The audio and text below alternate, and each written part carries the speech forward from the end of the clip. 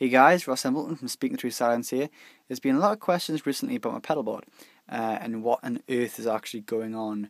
So this is just a very quick video about my pedalboard and what's happening and stuff. So before I take you through the chain, I'm just going to answer a few quick questions. One of the questions that I've been asked recently is, Ross, why the hell do you have so many Boss pedals? Well, there's two reasons for that.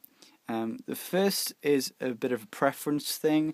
On a generic Boss pedal, this entire face here is your bypass, yeah, and in the same on here, and in these pedals as well are fairly large pedals. I like to play with my shoes off, and if you've got that little pedal that on the bypass thing, that's like the finger-sized switch that you have to aim your big toe at. It's really not comfortable when your big toe goes one side and your index toe goes the other side. Yeah, it's really not cool. So yeah, just a bit of preference for bypass and things like this. And I also really like the effects and the massive effects that's out there from Boss.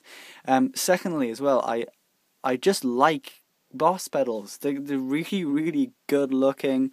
They're really boxy and just professional awesomeness. I really like them, just the way they look and sound. So yeah, there's your answers.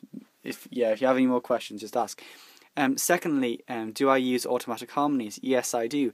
This pedal here turns on and off my automatic harmonies. Now, normally I've either got a third harmonies or I've got a fifth harmony.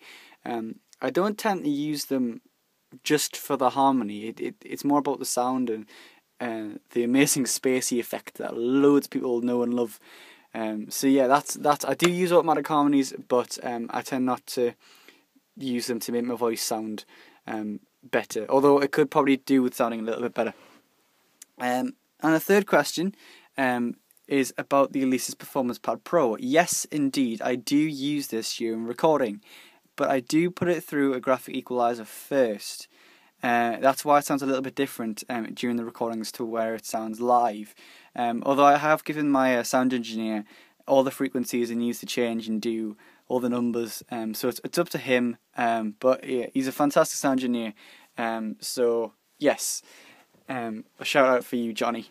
But yeah, I'll take you through the signal chain now, and I won't review the pedals in full. I will be releasing videos in the next coming days or weeks about each individual pedal, and I'll show you what they sound like, different cool things I found out about them, that kind of stuff. So yeah, we'll start at the start, shall we? This is the Overdrive Distortion pedal, OS2 by Boss. It's a wonderful little pedal. It has a lot of what's the word I'm looking for? Changeable stuff. One of the big things about this pedal, which I really like, is this particular knob here. Now, this is your colour knob. Now, this is not a selector, but it's more of a mixer kind of knob. If it's all this way, then you're only playing full overdrive. That's the intensity of the overdrive as well. The more you pull it up to 12 o'clock here, you're actually adding distortion into the signal itself. So you're going on and on. So eventually, once you get to 12 o'clock, that's a mixture of overdrive and distortion. As you keep going, the overdrive will get weaker and weaker and weaker until you get to about here, until there's actually no overdrive in it whatsoever. And again, if you keep going, you'll just have a massive ton of distortion. So it's really up to you guys about how you produce your sound and stuff, so you can create fantastic sound mixes and tone mixes through there. I'll have it about 9 o'clock, which is just losing the overdrive there. I do have an overdrive pedal. It's just an overdrive pedal, and this is the SD1, which is a really cool little overdrive pedal, but I haven't used it in a long time. So yeah, it's a really cool pedal. I really like it. But yeah, we'll do a review on that pedal. The next pedal in the chain is the CS3. It's a cool compression unit, and it has a bit of a sustain on it too. One of the cool things about this pedal that I tend to only use it for, actually, is with my EBow and non-pick stuff. So if I'm only using an EBow or a spanner or something, I will use my compression. This is mainly because of the amount of volume difference. If for example the EBow isn't over the pickup properly, or the wrong pickup, it will be very quiet over the wrong pickup, but it will be incredibly loud over the right pickup, selected pickup. So you get the kind of massive volume changes, but the compression will actually get rid of that, and it will create a nice even sound, which is really cool. The sustain is also really useful for creating those long sweeping notes, which I really like. Next is the legendary wah pedal, that is the Crybaby by Jim Dunlop. It's a fantastic pedal. It's really cool. I've only found one issue with it while I've been practicing. Luckily I haven't done this when I've been live. Is because it's so easy to turn on, and I'll show you. If you hear this click, yeah, that click is the bypass. But because it's so easy to turn it on and off, occasionally I've been vigorous with how I'm using it, and it ends up being very easy to turn off. So while I've been practicing, I've been a bit too forthcoming with it, and I've turned it off halfway through a loop, which it really isn't useful at all. But yes, the only issue I found with it, it's a really fantastic pedal. I really recommend this for if you're looking for a new wah pedal. But again, I'll do a better review on that later on. Right, the next in the chain is the ME20 Multi-Effects pedal. This is like my first pedal ever that I ever got. It's a beautiful pedal. I do like it. Originally, this was a selection for things like overdrive and distortion and things like this. Was on this bank, but again, I don't use that because I have those pedals up there. The second pedal was your modulation, so all the things like your chorus and your phasers, flanges, all that kind of stuff. It was on there, and occasionally I have used the chorus. It has been pretty cool, but not too much recently. I want there's a pedal somewhere. I forget what it's called, but it has an amazing sound. I'll find it and I'll post it. It's really cool. I do use a delay. Massive fan of the delay. I only use like the less than a second delay, and I don't use the over a second or the reverb, because I use the reverb later on in the amp head. But I'll show you that in a minute. I do use the delay. It doesn't have a tap. I would kill for a tap, but I will be getting the Space Echo pedal very shortly. Hopefully, once I've got the money, it'd be fantastic. Because this is the last pedal in it, I use this as a volume. To create massive, huge sweeps. I do occasionally use the compression with this. When I've got a ton of distortion or whatever, maybe take the wah right back and just create huge chord sweeps in and out with a massive delay and things like that. So that's really cool. Maybe another a tape delay as well. This is just a kind of a digital delay, but getting a tape delay and adding that in would be really cool. To create the sweeps. Lastly, in the sequence of the pedal board, we've got the RC50. Now, the RC50 is a fantastic loop station. They've recently brought out the next model up, which is the RC300, which has its own expression pedal, which would be really cool. I'm not quite sure how the expression pedal would fall into it, unless it's a volume. But I don't know, I haven't looked at it. One of the reasons why I chose the RC50 and not the RC20, the RC20 looks a little bit like that. It's a dual pedal format. It's quite cool. The top is very different to this, but yeah, it's really cool. One of the reasons I chose this was because it has a built-in drum machine. Now, this is what's called Guide here. It has quite a lot of options and things like this. It also has a tap tempo thing down here, which is really good. And these three phrases, which you can choose. You basically select your phrase, and then you press your play or record button. And then you play and play. And then you press it again, and it loops it over and over again. If you hit the stop, it stops the selected phrase.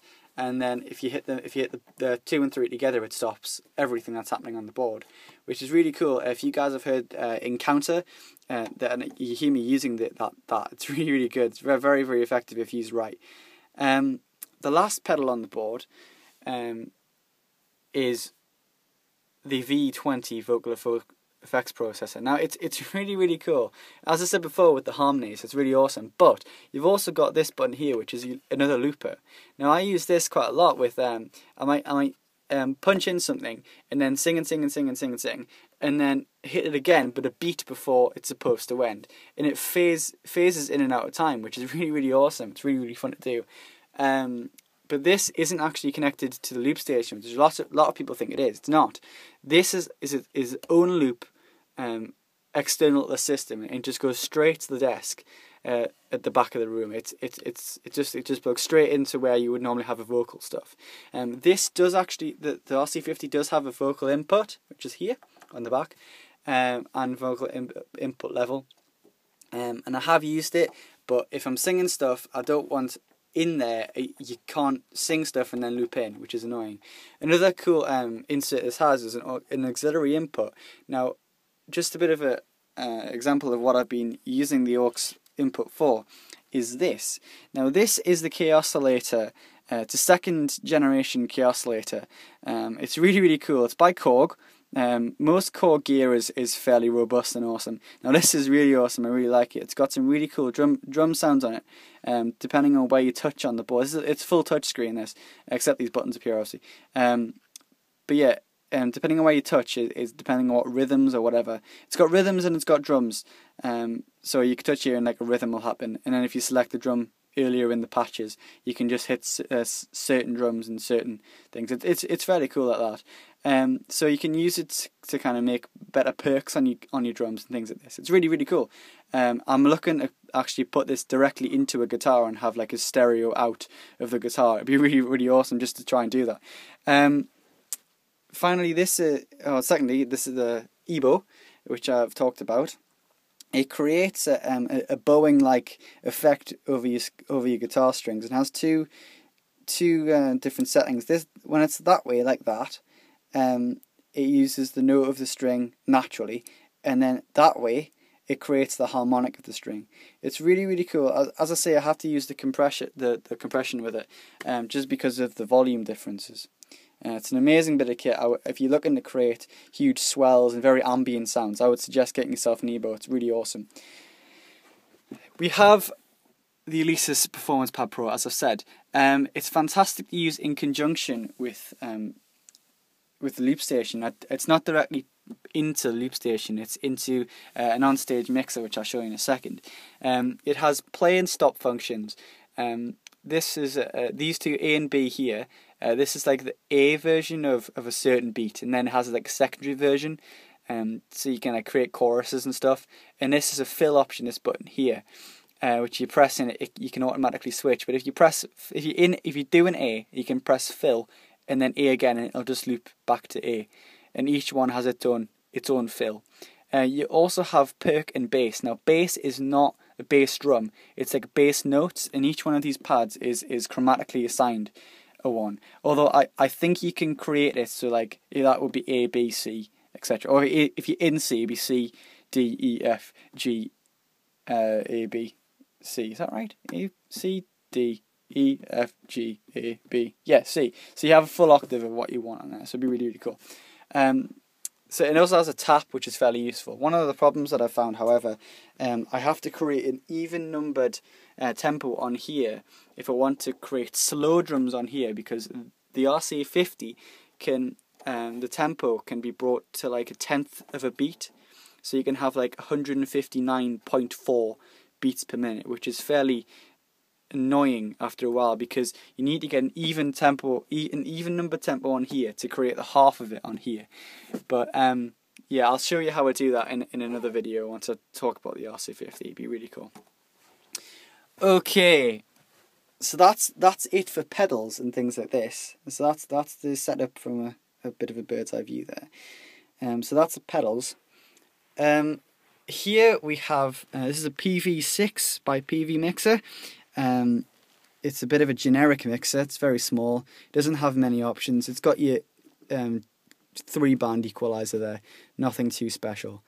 Yeah, I tend to have, when I'm playing live, I either don't bother with the mixer at all and have my engineer do it, but I can have the loop station on line 1 and then my drum machine on line 2.